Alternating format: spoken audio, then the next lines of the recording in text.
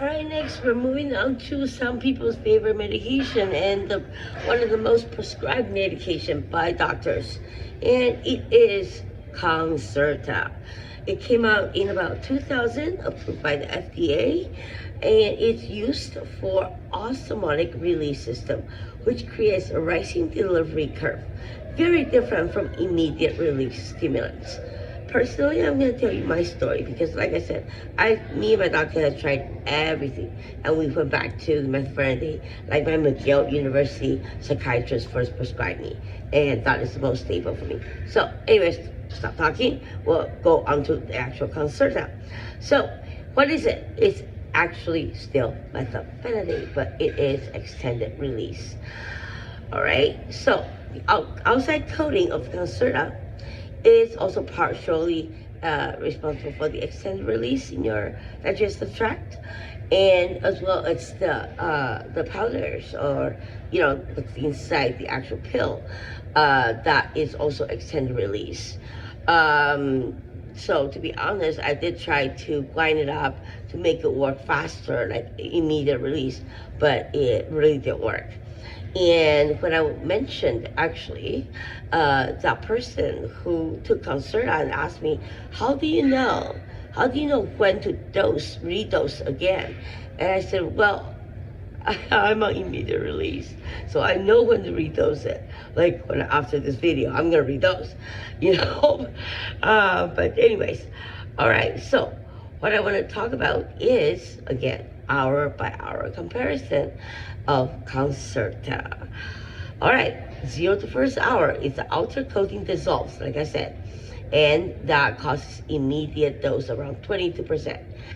Its early mild stimulation start to begin. 1 to 2 hours into it is the initial absorption. You have noticeable onset of focus and alertness. Into 2 to 4 hours, the OROS group, like I said, starts releasing more of the medication, and the effects are building steadily. It's very, I guess, calming for most people. There is no like a peak or down or whatever. It's just like, so it really depends on the person that's taking it. For me, like, I'm a very expressive person. It's immediate release that gets me going.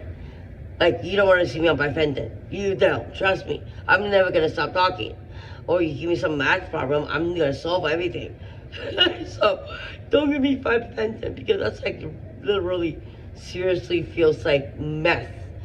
Like baby meth, which is what I call my methylphenidate. But that is more of like a juvenile meth. You can actually feel it.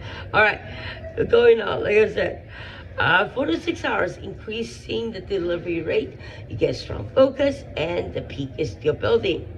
6 to 8 hours into it is near your peak delivery. The peak affect attention, such as motivation and attention, start to release as well. 8 to 10 hours is sustained high release. There's a stable high with no sharp peak or drop, like I said. 10 to 12 hours is a gradual taper. The effects slowly decrease, and the attention span and everything start to be more noticeable.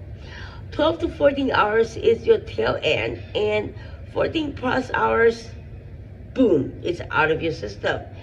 Because methylphenidate, if you do, not many people know about this, methylphenidate, if you actually do a urine sample test, is actually out of your system. Like within, the half-life, I think, is around 3 to 6 hours.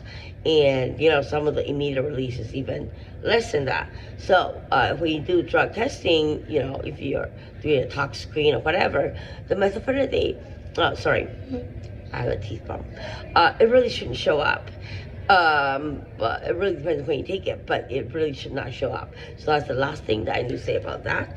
Let's see what else is important. The result for this is dopamine increase in the synapse, as well as norepinephrine in the synapse as well.